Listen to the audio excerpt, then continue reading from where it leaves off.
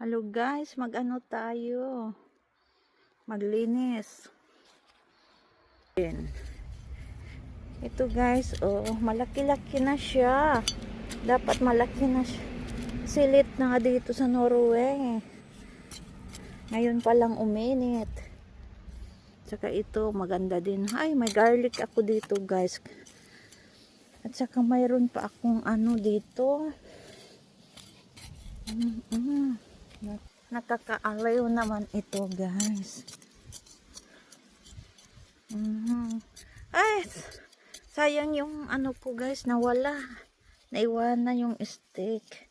Kung kailan nawala yung stick, gusto ko mag video sa garden, nawala tuloy yung stick. Yung kamatis guys, na ano yata to eh. Kuha na natin ng mga dahon.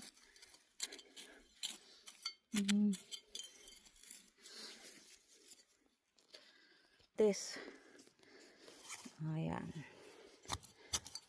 Ay, ito po, marami pang mga bulaklak na tumutubo dito. Ito guys. Malaki na siya. Kailangan natin, dyan pa, yan, lahat yan, bulaklak yan. At saka doon yung mga kamatis ko, guys. Nako, ano na, ganun ang buhay, guys. Ay, may ano pa ako dito.